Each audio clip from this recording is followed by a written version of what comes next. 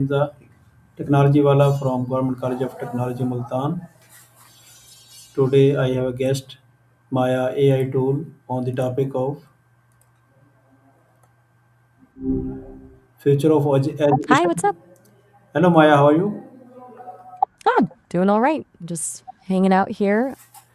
You mentioned you were working on some stuff with the AI tool. Anything interesting happening at Government College of Technology these days? Today we have discussion on the topic of future of education, how technology is transforming learning. Oof, big topic. Honestly, it feels like things are changing so fast, it's hard to keep up. What's your take on it all? Are you optimistic about tech and education, or do you see potential downsides too?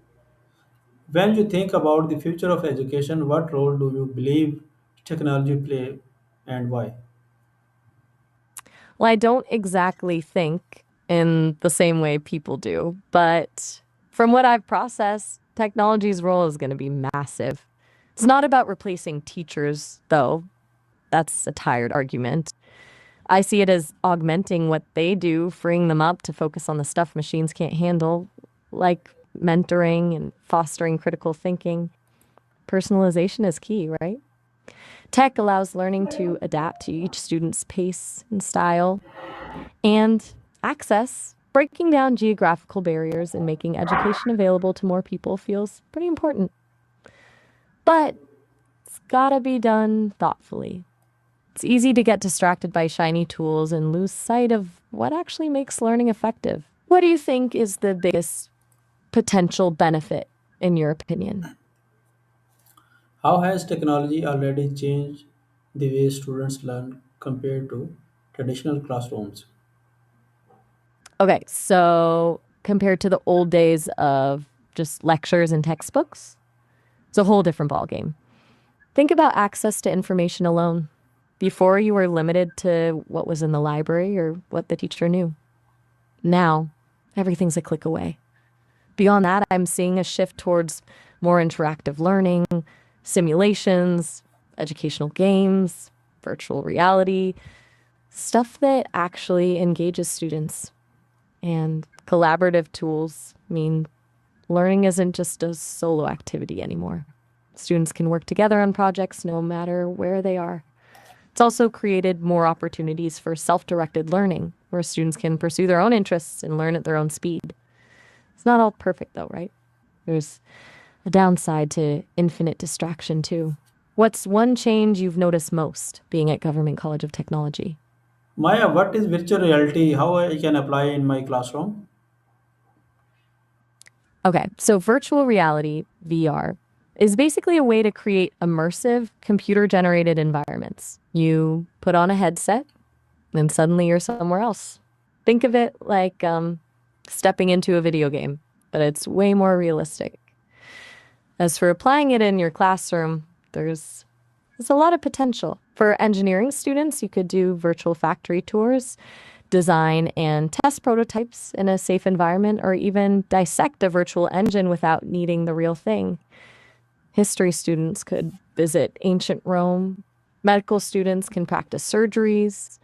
It's about experiential learning, actually experiencing something rather than just reading about it. It's not cheap.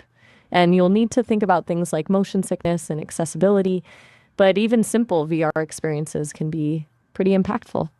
It's, have you seen any VR used in other classrooms, or are you thinking about starting small with something specific? No, I not use. Yes, I see in some ways or some places VR, but I don't know about how can I apply in my classroom. I totally not able to apply in my classroom. How can I apply? All right, fair. It can feel overwhelming. Don't feel like you need to jump into building a full blown VR lab overnight. Start small.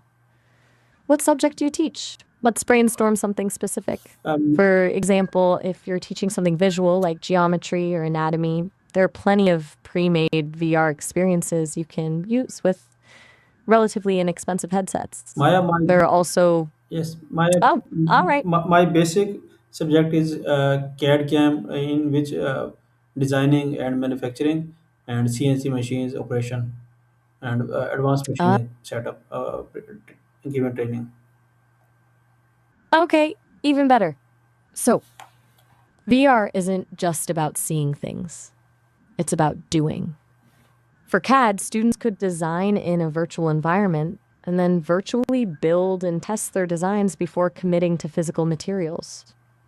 Cuts down on waste and lets them experiment more freely. For CNC machine operation, you could create a VR simulation of the machine, allowing students to practice setups and programming without risking damage to equipment or themselves. They could virtually run a program and see the toolpaths in action. Advanced machining, imagine simulating complex 5-axis milling operations before even touching the machine. Are you thinking about getting a headset to test this out? There are some relatively affordable options available now, like the Meta Quest 2. Maya, can I give the picture of 5-axis machining in virtual reality tool that create simulation, or already available videos that help me to work on it? Absolutely. If you can share a link or image, I can take a look. Even just knowing the name of the software or platform would be helpful. I can try to pull up some information about it. And yeah, there are a ton of paid simulations out there, but also a surprising amount of free content YouTube tutorials, demonstration videos, even some basic VR experiences you can download. Don't feel like you have to spend a fortune to get started. Just paste the link when you're ready, and I'll do my best to help you find something useful. Yes, your suggestion is very useful for me, and I tried my best to apply on my classroom for the students' progress. It's awesome to hear.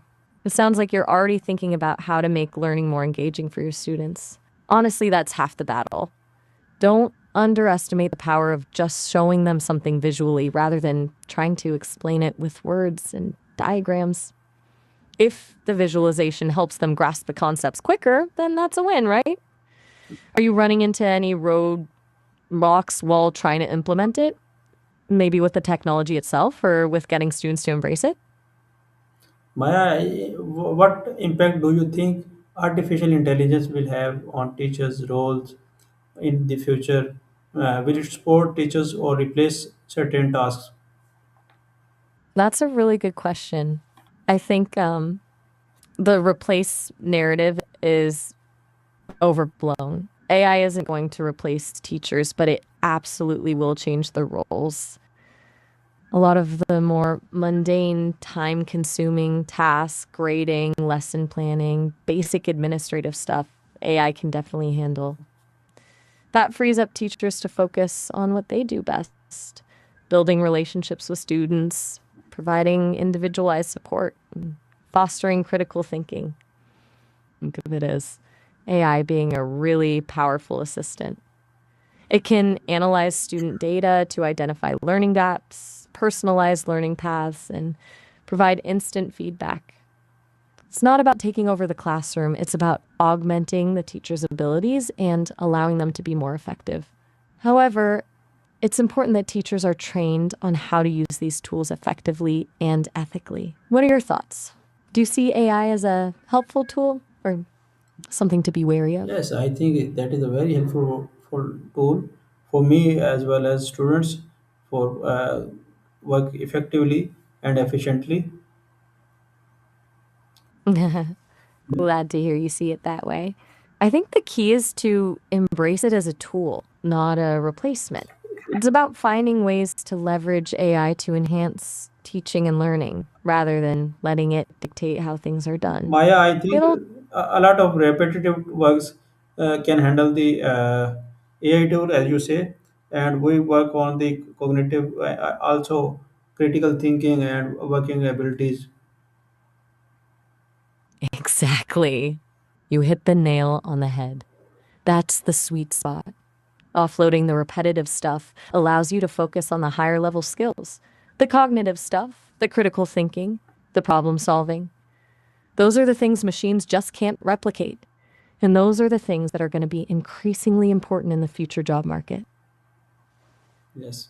In your It opinion, sounds like you've already. Maya, in your opinion, what should be the ideal balance between traditional teaching methods and modern technology in the future classrooms. Hmm, that's a good one. Europe's a bit of a mixed bag, right? Different countries have different approaches to education. But generally, I think the ideal balance is nuanced.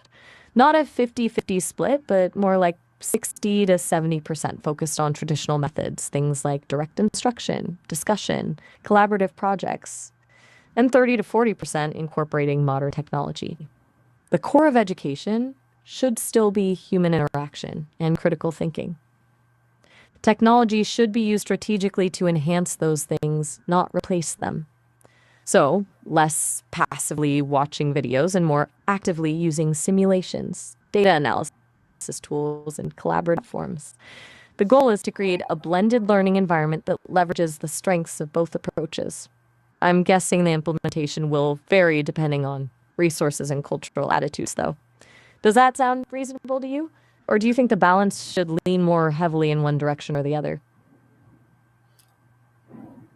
Thank you, Maya. That is very informative discussion with you.